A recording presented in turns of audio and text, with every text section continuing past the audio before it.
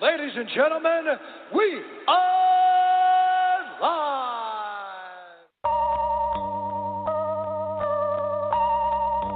Lyrically, I'm untouchable, uncrushable. Running in a 600, running in a 600. Untouchable, uncrushable. Running in a 600, running in a 600.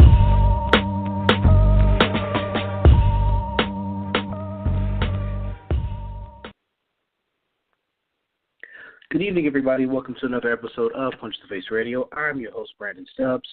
Appreciate you joining me here this evening.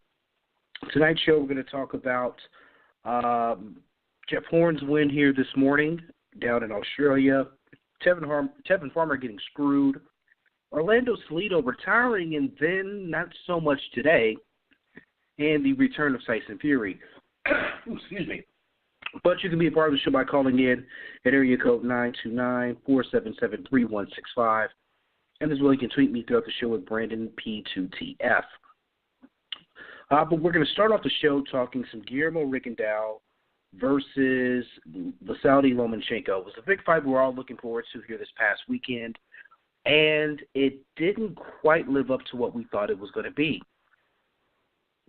And that's not anyone's fault, but Guillermo Rigondeaux. Now, I saw a natural size difference when I looked at the two during weigh-ins. You could tell that Guillermo was a shorter guy, a smaller guy. He was going up 8 pounds in weight, but he was game. He signed up for it. He called it out. He wanted to fight, and he got the fight. Unfortunately, we saw that there were levels to boxing, and the size did not really make a difference come fight night. It was all Lomachenko, and it was all Lomachenko the entire fight. For 6 rounds, we saw Guillermo Rigondeaux have no semblance of what was going on, no answer for anything Lomachenko was offering to him. And we saw him swinging and missing. We just saw a guy who just seems really really out of it. He just didn't seem to be the boxer that we're used to. And it was just him just pretty much getting beat up and embarrassed. I mean, he wasn't getting beat up to the point to where you feared for his life, but he was getting just pot shot the whole time. And we saw that he just really wasn't maybe as skilled or great as we thought he was going to be in this fight. We thought it was going to be more competitive, and it wasn't. As far as him quitting at the end of the fight, that's where it gets a little bit tricky. Guillermo Rigondeaux quit after the 6th round, did not come out to answer the bell for the following round. You could tell he was complaining about something in the corner. First, we thought it was his right hand. We were talking, messing with his right hand. We thought it was that. And it ended up being his left hand that he said was broken, said he'd hurt it, and that's why he was unable to continue to fight. And his corner subsequently threw in the towel. Unfortunately, we have now found out Guillermo Rigondeaux's hand was not broke. It was contused, which in layman's terms means bruise. So he had a bruise on the hand, but it was actually not broken. Didn't suffer any significant damage to it, per Dina Duva of Rock Nation Sports. That's the people who actually promote Guillermo Rigondeaux. So it was no injury. He quit, and that's what kind of brings me to this, man. What can we do with Guillermo Rigondeaux now? Because now it's starting to roll downhill for him. Not only did he lose to Vasily Lomachenko, he quit in the fight, pretty much being called out and mocked by any and everyone in boxing. And to make matters worse, the WBA is in the process of stripping him of his 122-pound title that he had with them. They made a special provision for him to fight Vasily Lomachenko, and I guess they're in their feelings about something right now, and have decided we're going to strip him of the title.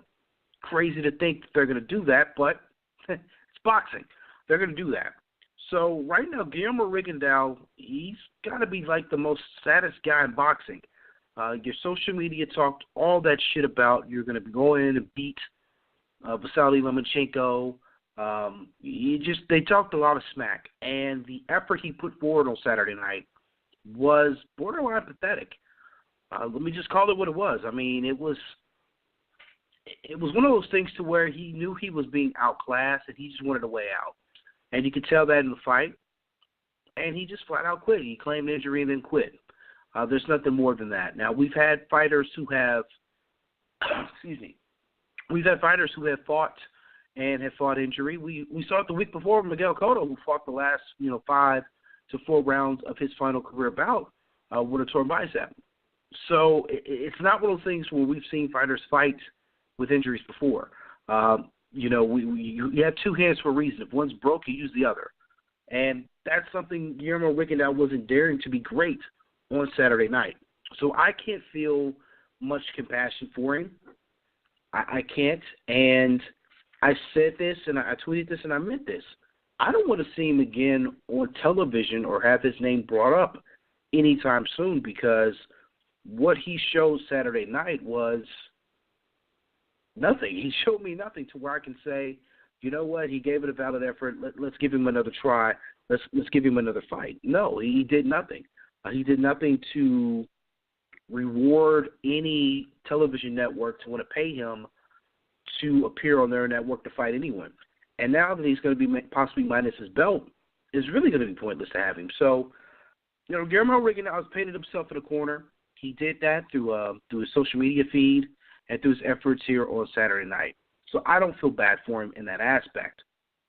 Now, the other side of the coin, you have Lomachenko. Lomachenko has now made the last 4 opponents retire, quit, throw in the towel, whatever you want to call it, in the last 4 fights of his. So the last 4 of his opponents have retired or quit.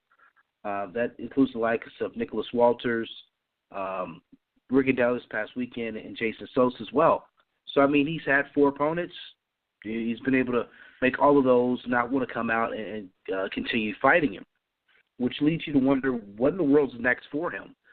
There is a WBC champion, also a junior lightweight named Miguel Burchek, who's coming off an injury. He was supposed to fight on HBO this weekend, but didn't due to injury. We'll touch on the HBO card here shortly. So that kind of makes the most sense. There are some rumblings of Lomachenko possibly moving up in weight. I don't see that either. I would say I kind of look for him, if feasible and possible, to clean out the division and unify all the belts. You kind of think that may be one thing, something the Top Rank may want to push for before he goes up in weight. Maybe clean out the division similar to what Terrence Crawford did at 140 before moving up to 147. Lomachenko's that skilled of a guy to where he can do that.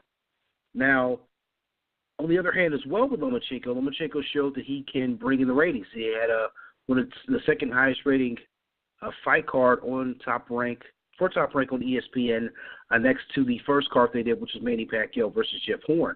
So Lomachenko does bring in the ratings. So, I mean, it's going to make the most sense to find a challenger with a title and put him on ESPN against Lomachenko, and the people will come out. Also, as well, him fighting in New York makes sense as well. Now, I don't know if they'll push it to fight in the big arena at Madison Square Garden, but they did fantastic numbers, him fighting there in the theater there at the Garden. So, I don't know. Lomachenko is going to fight again on the East Coast. We know that. We'll probably see him sometime late first quarter, early second quarter there for Top Rank. But he's done his job. He's done everything you've asked for him to do, and he's done it well. So kudos to him for retaining his championship and placing himself. I mean, there's some people who want to make the argument that he's number 1 pound for pound in the world, beating Guillermo Rigondeaux, who's also ranked pound for pound in the world. Even Lomachenko said himself in the post-fight interview didn't do a lot for him because he was fighting a guy who was naturally smaller and moving up 2 weight classes.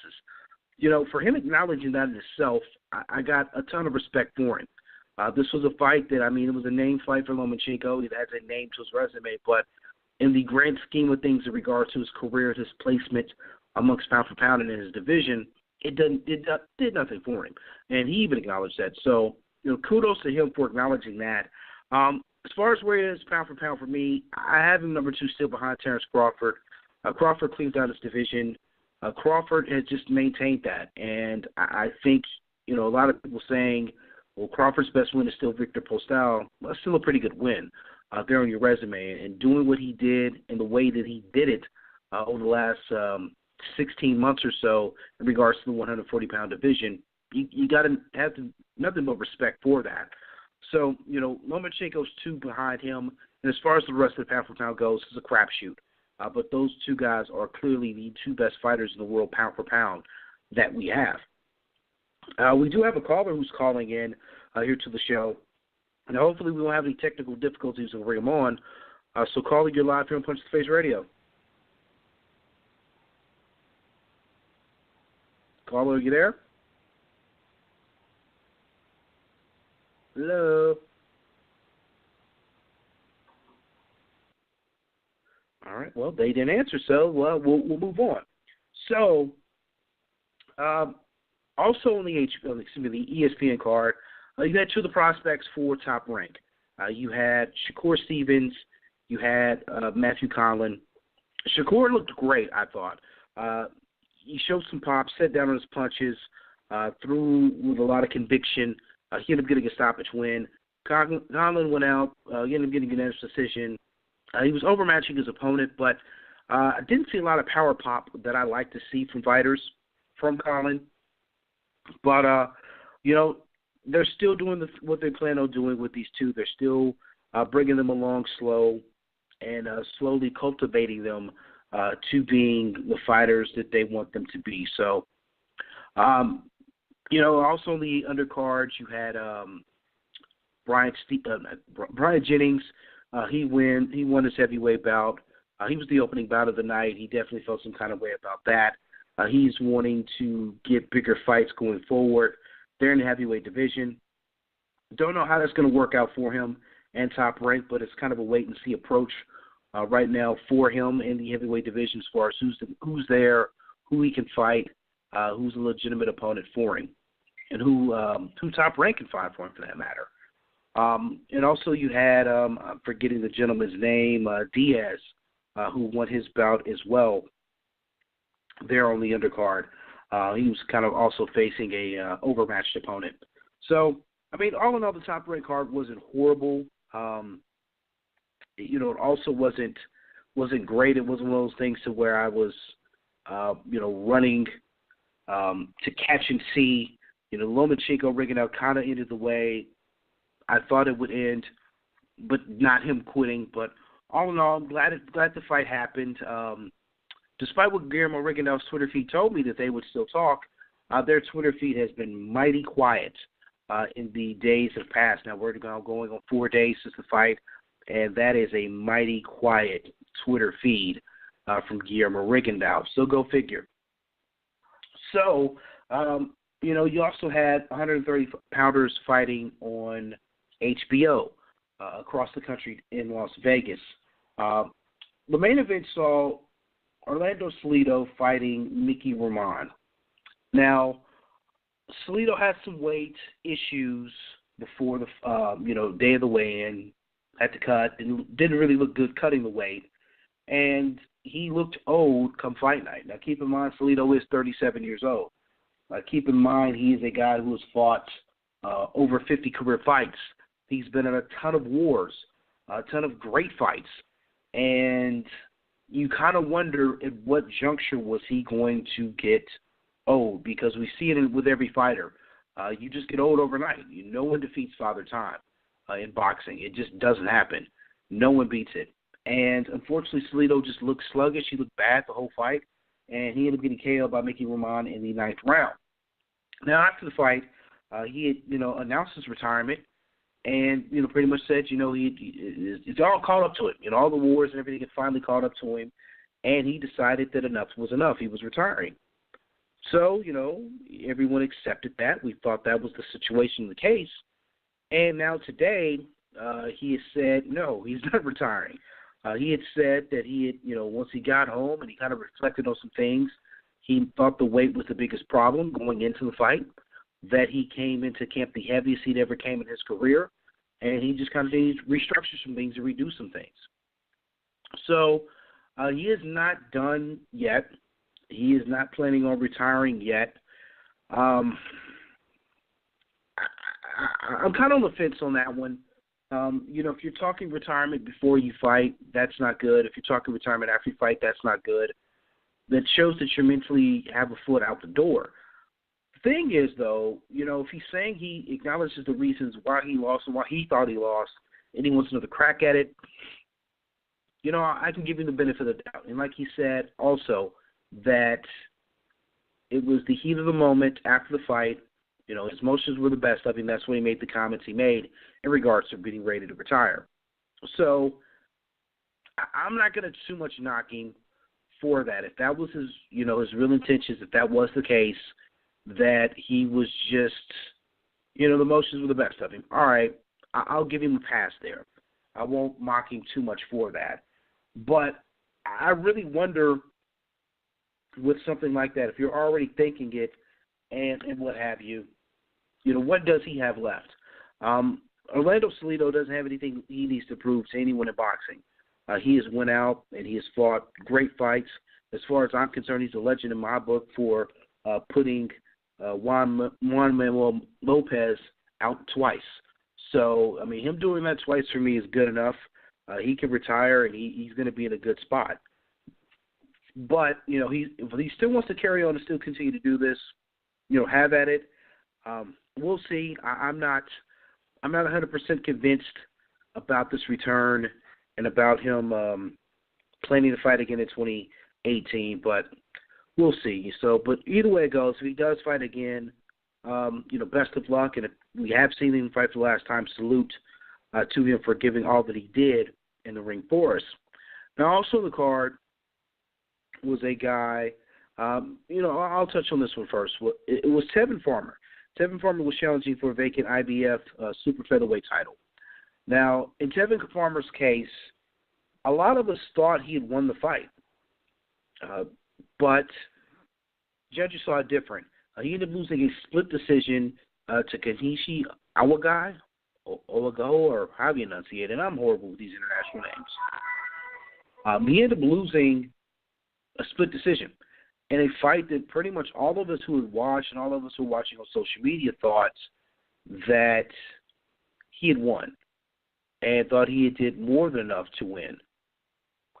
So, I have a hard time with thinking and believing that he lost that fight.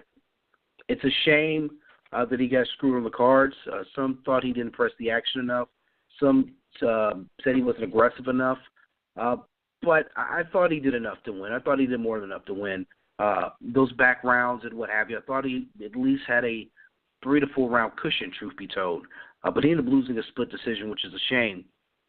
Which, for a guy who we talked about last week, he had a very rough go early in his career. Lost a lot of fights early on, but still persevered and kept pushing on and getting better, and was, I think, on like a 16-fight win streak. So with something like that, your heart goes out to the kid.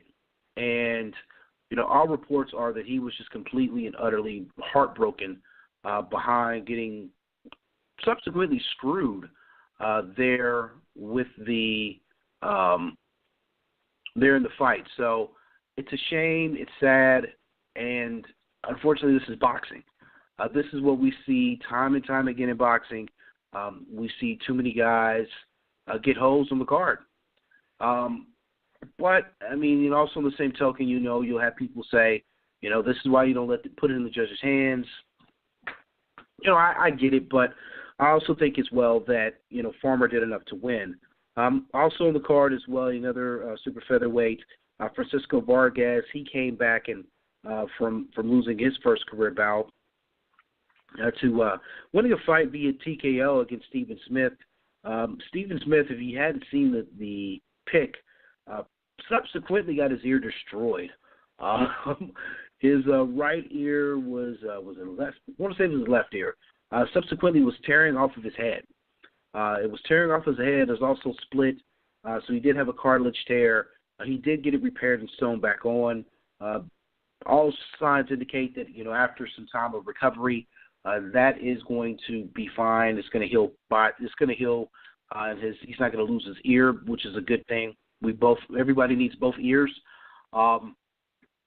but a very gruesome, bloody fight. Vargas didn't look too crisp in the fight. Now, keep in mind his first fight in about 8 or 9 months, so I'll give him some leeway there for not looking as sharp. The bright side is he wasn't in another war like he had been in his last 3 fights prior to that. So he wasn't in a war. He won the fight. He came out relatively unscathed. So, he can make things interesting again. He can be back in the title hunt mix there in the division. So, there was Saturday's action. Wasn't spectacular by any means, but it was solid. It was good enough. Good enough boxing, I'd say.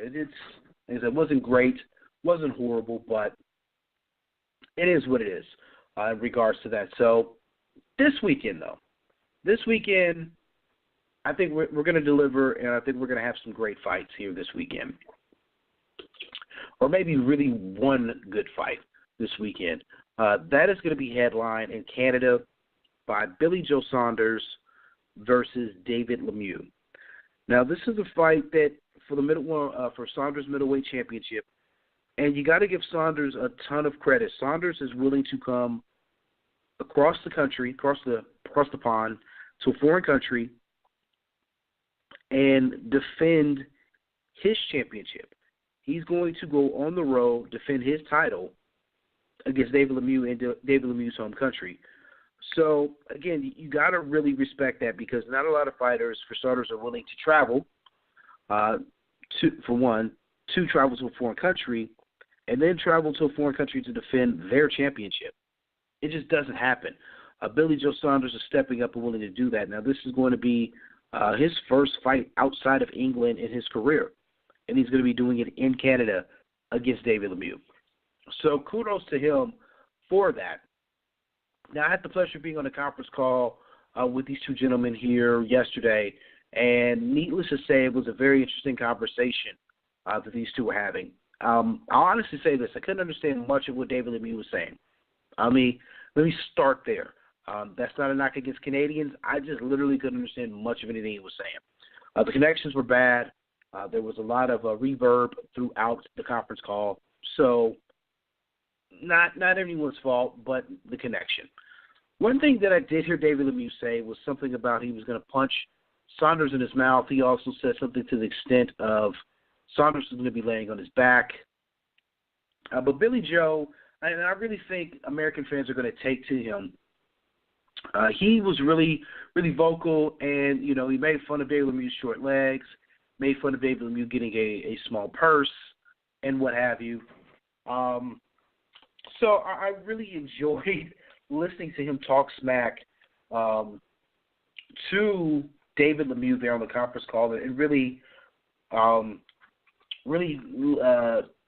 of cheesing up to us media here in the States. I think if he's able to win, I think a lot of American fans are going to take to him. I think a lot of fans, period, there in the middleweight division, who are looking for something else, who are looking for another name, another contender, they're gonna eat him up. They're gonna live up to him, especially if he can go out and win. In regards to this fight, me and Adam talked a little bit about it last week.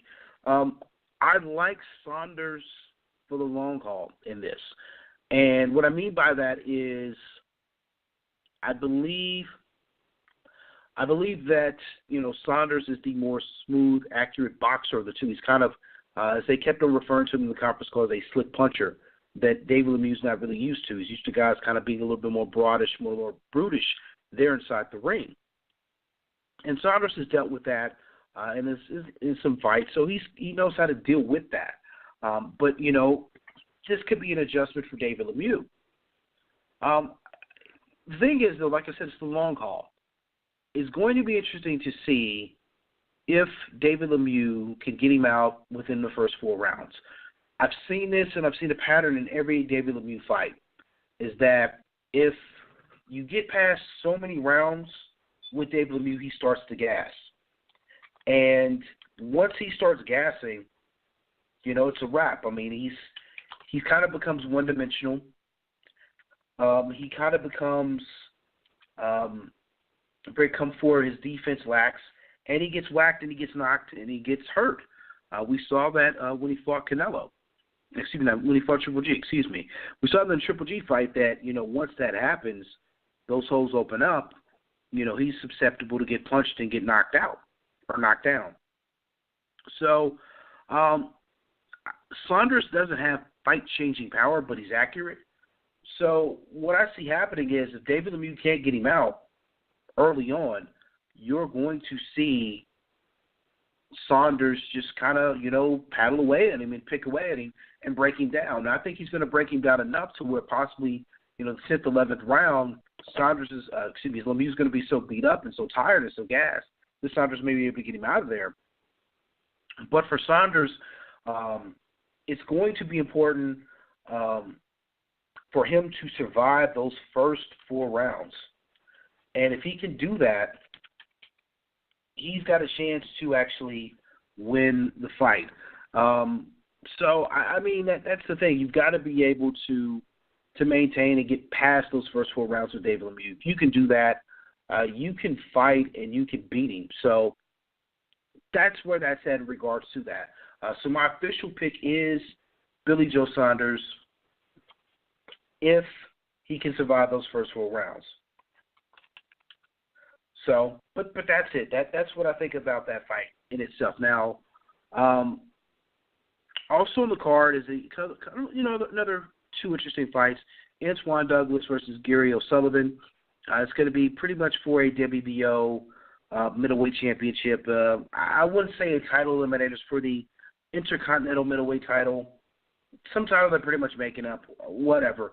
We start talking these Intercontinentals and other stuff. I just recognize regular titles. Obviously the winner of Antoine Douglas versus Gary O'Sullivan will be in line for possibly the Saunders Lemieux winner, since that is for a WBO title. We also know Daniel Jacobs is going to be there as well in Canada. He's angling himself for a title fight against the winner of that fight. That's the fight that he wants. That's the fight he's eyeing.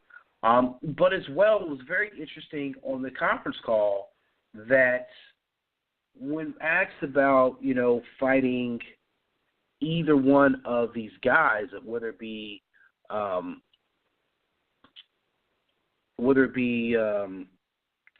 or Triple G, the weird thing is David Lemieux was wanting to fight Canelo. Now, because they've asked him about ducking Triple G and what have you, but he said, the star power is with Canelo. So he's looking at the picture of Canelo being the bigger star, being the bigger draw, making more money, and not looking at the titles that Triple G would bring in fighting him. I understand his logic in it, but I don't really get it. The thing is this with that is if you're not ducking Triple G when you're saying, I want star power. But maybe he saw something when Triple G fought Canelo to where he thinks he can beat Canelo. I'm thinking that's more what that's in the lineup, because I understand you can make money, face more money facing Canelo, especially here in the States. Absolutely. You can make a ton of money fighting Canelo here in the States. But as far as being great, you're willing to face a guy with no titles and avoid the guy who has a majority of the titles there in the division. That makes no sense to me. I can't make out the logic there for someone to say, I'd rather fight this guy who has no titles because he's a star instead of the guy who's the champion who has all the belts. Triple G, he would be willing to go over and fight over in the UK or somewhere like that. He's proved that when he fought Kell Brook. He's going to go where the money's at, where it makes the most sense. He can go over to England. He can fight Billy Joe Saunders. They can fill up a stadium. They can make a lot of money. And it would be less taxes Saunders would have to worry about fighting and coming over here to fight in Las Vegas against Canelo. So the money would still be there. So the logic that he's saying that the star power and more money in facing Canelo opposed to Triple G, That logic, Billy Joe Saunders.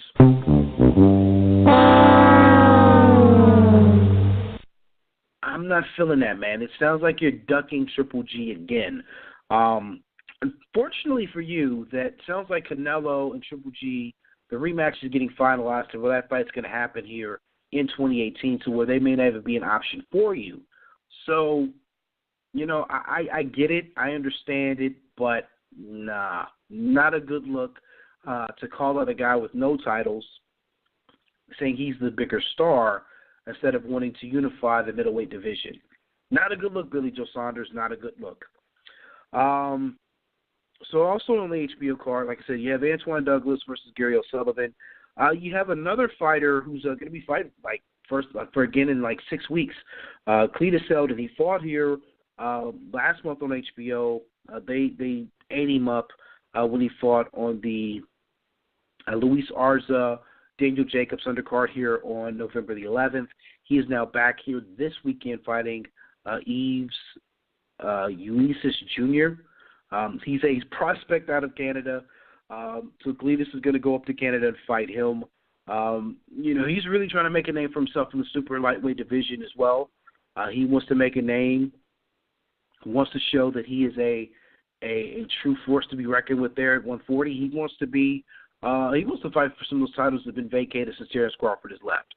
So, shout out to Cletus Selden, and much props to HBO for bringing him back and to his promoter for pushing that and getting him back on the spotlight. Now he's just got to go out and he's got to prove. He's got to go out and make the fight happen and look good. Also on the card, Ryan Garcia is a guy that Golden Boy is really high on. They're in the super featherweight division. They like him a lot, so he'll be on the card as well. But I think you're going to get, as far as television goes, Saunders, Lemieux, Antoine Douglas, Gary O'Sullivan, and Cletus Selden versus Yves Ulysses Jr. These French-Canadian names are bad, so however you enunciate that. But those are going to be the three fights you're going to get on HBO come Saturday night. We're going to try to take another caller again because I got a DM, so let's see if we can get him on this time.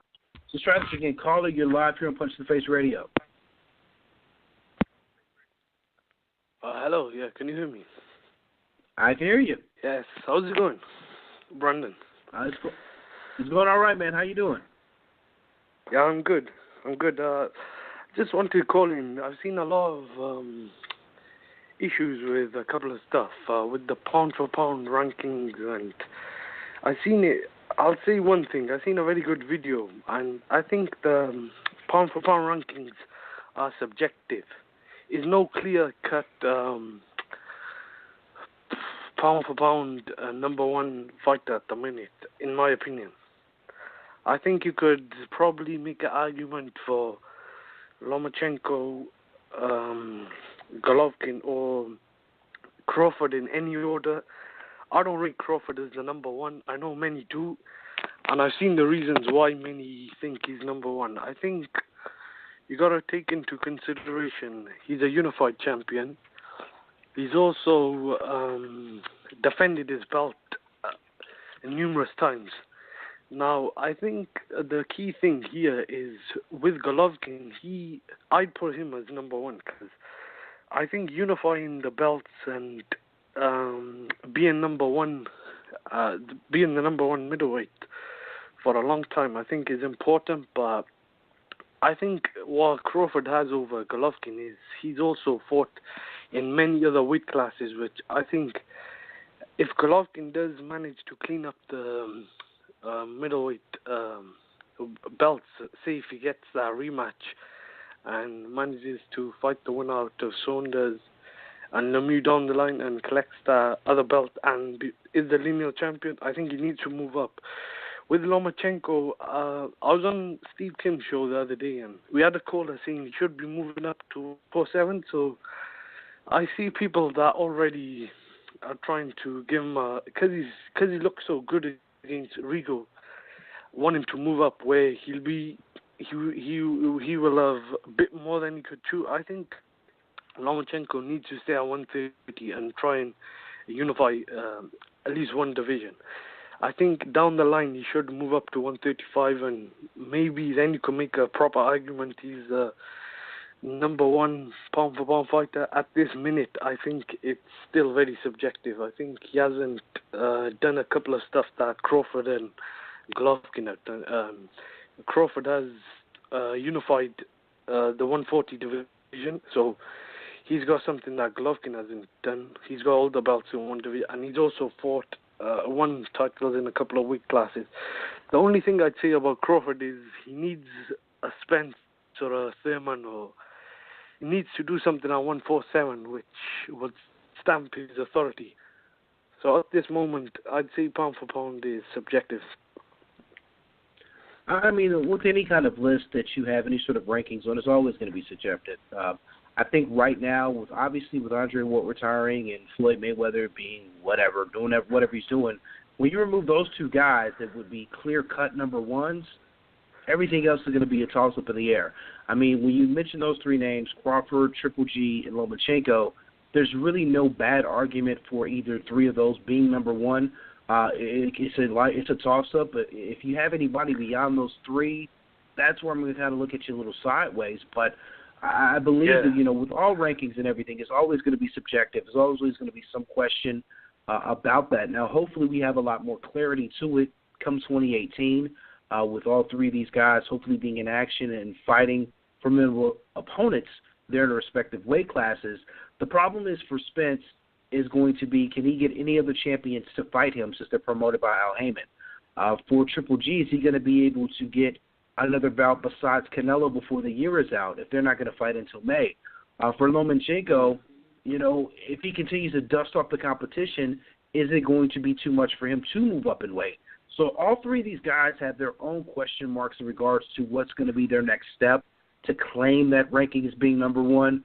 But the best part about all three of those guys is they don't care. They want to just fight, and they just want to show that they're the best fighter. They want their actions in ring to speak, and let all that talk in regards to who's number one, they leave that out of the conversation. They let their speaking be done in the ring, and that's why I like all three of those guys as being the top fighters there are in the world today. Yeah, I agree. That's a very good point. One thing I'll say about Lomachenko that he's done in his recent fights, starting with, I think, Walters, when he stepped up in competition from, say, the guys he was fighting before that, those particular fights, he's dominating them to such a standard that I think that's why people like myself, I thought as well, he could be pound for pound the number one. I think it's still subjective here, either guy, but I think with Golovkin, he's looked kind of bad. I thought in his last two fights, I thought he beat Canelo more convincingly than he beat Jacobs, even though Jacobs got dropped. I thought that was a closer fight. I thought he beat Canelo, but it was still a close fight. I had about 7-5, arguably 8-4 to Triple G. But whether or not that's to do with he's past his prime, rankings are not judged on if someone's in their physical prime or if they're past it. So I think also consideration is how you beat your competition. And I think Lomachenko and Crawford have been dominant, although I think you can pick holes in all three of the resumes.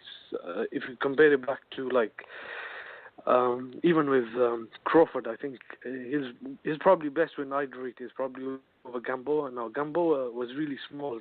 Is his win over Gamboa any better than Triple G's win over Brook? I'm not too sure, because I think Gamboa was a blown-up featherweight, but the thing is Gamboa managed to win 4 rounds, so that's also a consideration. I want to make a point with the Rigondeaux-Lomachenko fight. I think a lot of people like myself predicted Lomachenko would win. I never predicted Rigo would quit, but I was surprised how good Lomachenko looked defensively. Rigo couldn't even touch him. Now that, I think, was a surprise to me. I thought Rigo would at least land 1 or 2 clean shots, but he couldn't even touch him. And as for the ending, I think Rigo really let himself down. If he got knocked out or went out on his shield, he would have got respect. All the backlash I think he deserves. He didn't do himself no justice. He asked for the fight. He wanted the fight. And the way he just bailed out, it wasn't even an injury. I think someone made a point. When David Haye had a toe injury against Klitschko, I think that was probably more significant injury than what Rigo had against Lomachenko. It wasn't even a real injury, so make someone at that level as well quitting. That's why I think a lot of people have been critical, including myself. I mean, someone with 2 gold medals, even though people will say he was 2 weight classes below Lomachenko, I mean, how many other great fighters have moved up 2 weight classes and at least put up a fight to show a bit of heart? So you got to consider that as well. So Rigo, I think that's the end of Rigo. I don't think anyone will want to see him again. Maybe if he moves down to super bantamweight, might have a couple of fights. But as for TV and fans, I don't think anyone's interested in. I also wanted to ask you a question. Who have you got in the Lemieux Saunders fight? I like Saunders, but I think Saunders is going to have to weather the other early storm. If he can get past the first 4 rounds of the fight, when Lemieux is most powerful and is his strongest, he's going to be able to box his top off and win. Lemieux has an issue with stamina. I don't think that's something that's going to ever be fixed at this juncture of his career. So I got Saunders, but Saunders has to survive those first 4 rounds. After that, it's going to be a cakewalk for him. I look for him to actually get a stoppage maybe around the 10th or 11th round.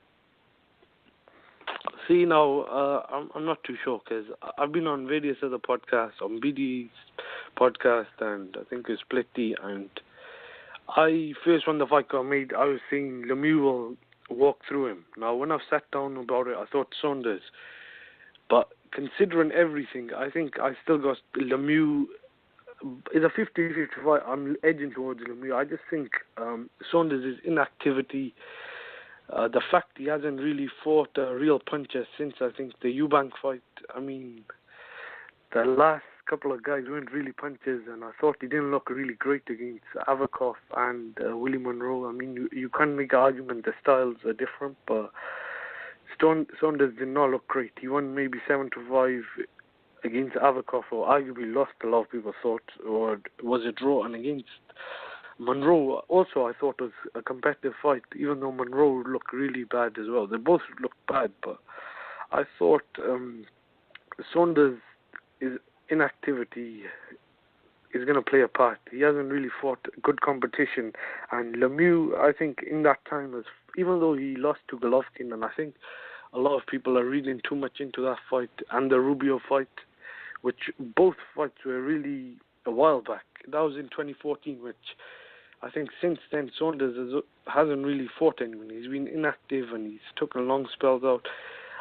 I'm leaning towards Lemieux late stoppage, but I won't be surprised if Saunders outboxes him. I just think the fight being in Canada, I envisage Lemieux maybe winning by a late TKO or winning by a split decision. I know some people are calling me crazy for saying Lemieux winning the decision, but I mean, Saunders knocking out Lemieux, I think, is probably just as much unlikely as a Lemieux winning on points. But I just got a feeling the fight will go 12. I don't think Saunders hits as hard as Golovkin. I know Golovkin kept him off with just his jab. That jab is like a power punch. And Saunders also, I've seen a lot of Saunders' career, including the Eubank fight, because he's from the UK. I see Saunders gets dragged into a fight very easily, and I think against Lemieux, a dangerous puncher, I think that could be very dangerous. And I think once it turns into a fight, I think Lemieux will clip him. But I think Saunders may go into survival mode, and I think we could see a controversial decision. Or I think we could see a Lemieux late stoppage. But like I said, it's a 50-50 fight. I won't be surprised if this fight goes either way. I just don't see it being a blowout one way or the other. I'll actually be quite surprised if Saunders wins, shuts him out, or if Lemieux knocks him out inside 4 rounds. I think Lemieux knocking him out early, I would be surprised as well, but I think that is possible since Lemieux is so heavy-handed. But I think if Lemieux comes out like he did against Stevens, I think he could get gassed, and I don't think he'll take that risk against someone like Saunders. But on the other hand, Saunders is also known for having a stamina problem, so I'm not too sure whose stamina will hold up if it's a chess match. Probably I'd say right on. Cool. Yeah. All right. Well, yeah. Well, I appreciate you calling in and giving your take on the fight and listening to the show. And I definitely will see who comes out and wins here this weekend. I think this is the last big fight here of 2018 with Saunders Lemieux, and I honestly think it's going to be one of the more entertaining fights this year. So I do appreciate you calling in, my man. No worries. It's my pleasure. Thanks for having me on. All right. Thank you. Thanks. All right, got to talk some boxing that actually happened here early this morning here in the States, but then the evening down in Australia. That was one, Jeff Horn defending his WBO welterweight championship against, what was the guy's name? Gary Cochran? Gary Cochran. Jeff Horn ended up winning at the end, and it being I think a TKO. There in the 11th round, Gary's corner threw in the towel, stopped the fight. So this now sets up Jeff Horn versus Terrence Bud Crawford here next year in Las Vegas. Jeff Horn, he's made comments, he realizes what's at stake, and he realized what was going on. He knew that winning this fight, he was going to get there was already being set up by Bob Arum for him to face Terrence Crawford next after the rematch with Manny Pacquiao has fallen through, and we don't know what the hell Manny Pacquiao is even doing now. But whatever. So this is what we get. We get Jeff Horn versus Bud Crawford. We're looking at April in Las Vegas. Now, Horn in this fight here this morning, he did land 31% of his fights, 31% of his punches. He threw 549 punches compared to Cochran's 445 that he threw. Both landed at 31%. It's just that Horn threw more and landed more, according to the punch stats for that. Now, everyone remembers Horn winning a controversial fight earlier this year over Manny Pacquiao with some very questionable scoring. And subsequently killing Manny Pacquiao's career since then. We haven't seen Manny fight since then. We don't know when the hell we're going to see him fight again, for that matter. But now he's going to be facing Terrence Crawford, who was made the mandatory for the WBO championship after being the lineal champion at 140 and being obviously WBO champion. They said, hey, we'll make you the number one contender here for the welterweight title. I think it's deserved. I don't see any funny business there. So WBO title this April, it's going to go down. But, yeah, this is what's happening. I mean, subsequently, Jeff Horn is being served up to Bud Crawford. Let's just call it what it is. It's just that. And to Horn's credit, he feels that there's holes in Terrence Crawford's game and he can be hit. Cochran had said that he thought that Horn is going to give Terrence Crawford trouble because he's such a strong guy. Now, I will say this. There will be questions in regards to Crawford moving up in weight, how his power will convert over, how his speed will convert over. But I don't think, from looking at Jeff Horn, I don't see anything in Jeff Horn that makes me say, you know what, this is the guy that's going to give Terrence Crawford trouble. That's the guy. I just don't see it. I don't see him being that guy that's going to go out and give him any semblance of problems. But that's going to go down in April in Las Vegas. I know a lot of people are kind of ho-hum about the fight being in Las Vegas and not in Australia. But, Bob Arum and Top Rank are trying to work on Terrence Crawford being that Vegas draw. We've seen he can draw in New York. He's drawn semi-cross in the theater there at the Garden. We know he can draw in Omaha. They're going to try this again out west in Las Vegas. You never know. You never know if Horn's people, the Australians, may travel. They may travel well. They like the vacation out here. It'll be in the springtime, which I think is the winter time, possibly for Australia down there. So I think the times, everything flip-flops a little bit. So, it could be nice whether they want to come up here to the States to see the fight. You just never know. You don't know how large of a following Jeff Horn has until he has to go on the road. But we'll see. We'll see how that plays out. Also news today, well, not today, but earlier this week, Tyson Fury is cleared. He is now licensed. It could be reinstated in regards to going back and being able to fight again and being licensed over in the UK. His suspension was retrodated since he hasn't fought now in 2 years. So he backdated that. The UK Anti-Doping Agency, they did that on Tuesday. He's going to have to go in front of a board again here in January, and they're going to be looking at his physical health and his mental health in order for him to renew his license. So, hopefully everything works out for him. He is still looking to get a big fight, get back in shape. I think he's aiming for March as a possible return back to the ring. So, good for him.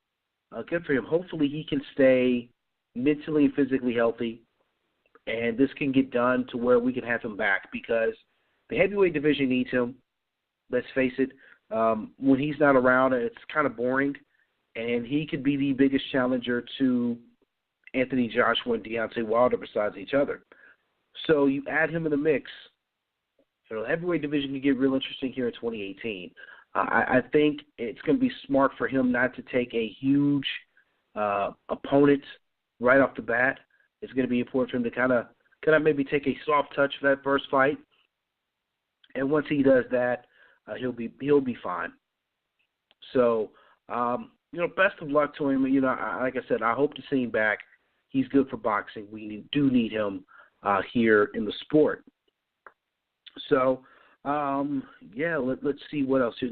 Some other boxing news. I'm getting some clarification on this because I'm about to get an email here to get clarification on this before I say this out loud because I saw something and I want to make sure everything is correct. All right, so Diego De La Hoya was supposed to fight here, from what I'm understanding, tomorrow on ESPN. He was supposed to be in the main event. He ended up missing weight, and his fight is now off. He was unable to make weight, and they couldn't come to agreement in regards to catch weight with his opponent, Jose Salgado. Hopefully I can enunciate that right. So the fight's off. So Diego De La Hoya, who's going to be in your main event, I think it was going to be his 5th or 6th fight this year, fighting for Gold Boy, that's now off. So he is now off of tomorrow night's card on ESPN2 from Indio, California. So that's now off. So it says some things kind of get altered around. So your television portion of tomorrow night's card is going to be as follows. Your opening television bout is going to be Marlene Esparza, a former guest here on Punch the Face Radio, versus Carla Venezuela. You have Will Truax versus Israel Valila. You have Ryan Carbajal versus Francisco Garcia. And now your television main event, you have Carlos Morales versus Dardan Zunian, if I enunciated that correctly. Horrible with these names. So Diego De La Hoya is out. Some fights are going to be getting shifted to move around. I can't blame his opponent for not wanting to take the fight. I'm not sure how much Diego came over. That I don't have clarification on. But I can't knock them if they say, we're contracted for one weight. You're coming in at a completely different weight. I can't knock them for not wanting to take the fight. I can't do that. So Diego's out. Hopefully he learns from this. Growing pains of being a fighter, it is what it is. Also here today as well that I guess they streamed this on Showtime. I didn't know about it. Katie Taylor versus Jessica McCaskill. For Taylor's WBA women's lightweight title, Taylor was able to retain the title and win. So I guess shout out to her for going out and winning that bout. And that was streamed on Showtime's Facebook and YouTube page. So, they're doing different things, bringing light to different fights. So before I go, let's go into the show here a little bit. I want to give a special shout-out to Caleb Truax, who over the weekend went over the UK and defeated James DeGale. Now, this is a fight we kind of laughed and mocked at last week on the show, me and Adam. But shout out to Caleb Truax, who went out and who did his job and shocked a lot of people, messed up a lot of people's money, and has pretty much now had us wondering what's up or what's going to become of James DeGale. Because James DeGale looked bad. And that is all Caleb Truax is doing. And I cannot blame him at all for soaking this up and just pretty much just enjoying this ride. This is a guy in Truax who has had a career ups and downs. You know, he was a Friday Night Fighter for a long stretch. He's looked upon as being a gatekeeper to a lot of people. A lot of people thought he was just kind of an opponent for a lot of these fighters. And not many people gave him a chance. You know, he's a very game fighter. He goes out, he fights hard in all of his fights. You're going into the James DeGale fight, he had won back-to-back fights, but, you know, he lost fights.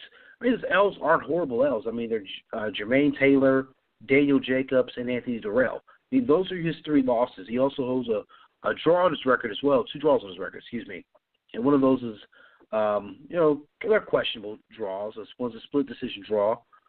So it is what it is. So he's fought guys. He's beaten guys he's supposed to beat. And the bigger names he had struggles against. You know, it happens, you know. TKO losses to Durrell and to Jacobs. He ended up using a unanimous decision, Jermaine Taylor, here about 5 years ago. But he fought, and he continued to fight on. He put up a post that people have been retweeting since his win here this past weekend. He got into boxing to make enough money to pay off his student loans, and he was finally able to do that here earlier this year. Well, he's going to be able to do a hell of a lot more now. He is the IBF super middleweight champion. Who would have thought, you know, at 34 years of age, after 30 career bouts, that at this juncture, he would be a world champion. Now, I will say this, James DeGale might have rushed coming back from injury. They said he had some shoulder issues. James DeGale looked horrible. And that's to take nothing away from Caleb Truax, because he did what he was supposed to do. But DeGale looked bad. I mean bad. Horrible bad. And, you know, what can you do at that juncture? I mean, he looked bad. He's right now, they said he's pretty heartbroken over there in the UK. He's not sure what he's going to do next. Excuse me. No one knows what he's going to do next. There are questions of whether there's a rematch clause or not. Truax has said there wasn't. DeGale's team says there is. Truax has also said he has no issue giving DeGale a rematch if the money is right. So he gets it. He understands what time it is. So, I mean, he's trying to get paid. Excuse me. So, kudos to him, man. It's the biggest win of his career.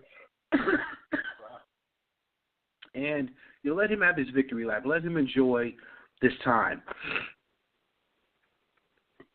As for what should be next for him, if he can get that back to go back over the UK to fight James DeGale, do it. If he can get money to make a title defense, do it. If he can get a soft touch and get a title defense and fight maybe back in Minnesota, do it. Right now he holds all the chips. Excuse me. So he holds all the chips. So shout out to Caleb Truax, the new IBF super middleweight champion. It's crazy to think. Starting to get kind of like dry throat and what have you, so forgive me for that. But, no clue what next week's show will be. Is kind of like how this one is, but definitely be recapping Lemieux versus Saunders. And kind of putting a wrap on some things here for this year. Not a lot of boxing left here in 2020. 17. We will be having our, not a year-end award show, not a preview show of 2018, but it will be a fun show me and Adam are working on here to close out this year and to open up 2018. Oh, crap. But I would be remiss also as well if I didn't give a shout-out to the ladies and fighters of Invicta FC. So Friday night, I want to cover the Invicta FC 27. And great card, great action. I noticed as I was doing my laundry today, I had blood splattered on me, which was great. Made me realize, again, you never wear light colors if you're going to be sitting anywhere close to the ring, which I thought I was far enough from the ring, but apparently not where I was sitting on press row here on Friday. So, yeah, that happened. That was fun. But all in all, the fight card was amazing. I really enjoyed, as I always say, I always enjoy the action. Mackenzie Dern made her Invicta FC debut. She fought a great fight against Montrose. It's a great fight.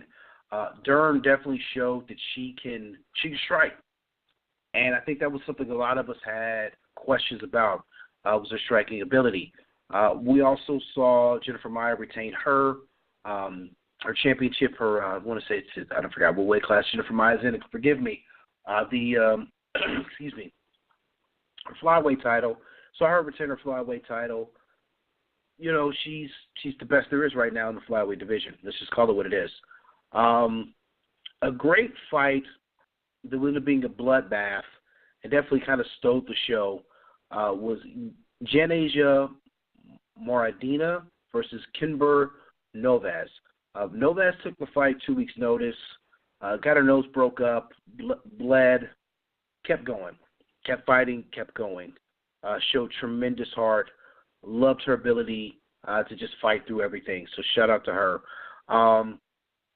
Kay Hansen made her pro debut also on Friday night. She went via armbar opening round, took her 90 seconds to get it done. So shout out to her. A great fight between Karina Rodriguez and Christina Ferreri. Ferreri came up on the short end on that fight, but kept grinding, kept going. I think she's still going to have a bright future. Still like her and what she brings to the women's division. Amber Brown got back on the winning side of things. She got an armbar within 50 seconds of the opening round against Tessa Simpson. Big win for her. She'd had like 3 straight losses, so huge win for her. Another fighter that I think that I actually heard President Shannon Knapp of Invicta FC say that she just loves is Verona Jandarba. Hopefully I enunciated that right. She had a first-round armbar against Amy Montenegro. Now, the thing is with her that she was supposed to be in Kansas City days earlier, but she had visa issues. They got her held up in the airport. She ended up cutting weight in the airport for Invicta FC. She ended up getting to Kansas City Thursday about an hour before weigh-ins, came in underweight, and was able to fight. Amy Montenegro missed weight and arrived on time. So there you go. There's that. And also Vanessa Porto won via body kick to Milena de la Duva. And she had actually breaking her ribs there with that body kick. So Vanessa Porto showed that she definitely has some striking power. So Invicta FC will be back here soon. I want to say, from what I'm understanding here, sometime here in January 13th, they'll be back. I've heard some names. I can't say those out loud because nothing's been confirmed. But, shout out to Invicta FC. Great fight card, great energy, great atmosphere. A lot of people were there. Tanya Avenger, UFC fighter, was there. Amanda Nunes was there. James Croston announcing. We saw some. Ben Henderson was there as well with Mackenzie Dern. So you never know who you're going to see in an Invicta FC fight. So I always encourage everyone to go out and check those ladies out and support what they do. With that being stated, man, that's the show for this week, man. Short show. Appreciate my caller calling in and talking and giving his views in regards to pound-for-pound rankings, and as well as Lemieux versus Saunders. Again, you'll be able to watch Lemieux versus Saunders Saturday night live on HBO. If you're listening to the show live right now, if you missed the Jeff Horn fight from earlier this morning here in the States, they are replaying that, I think, here a little bit shortly on ESPN or ESPN2. So if you're listening live, you'll be able to tune in, check your guide for that. Until next week, I want everyone to stay safe, stay blessed, love one another, because it's the only way we're going to get through this. Until next week, I am Brandon Stubbs, and I am out.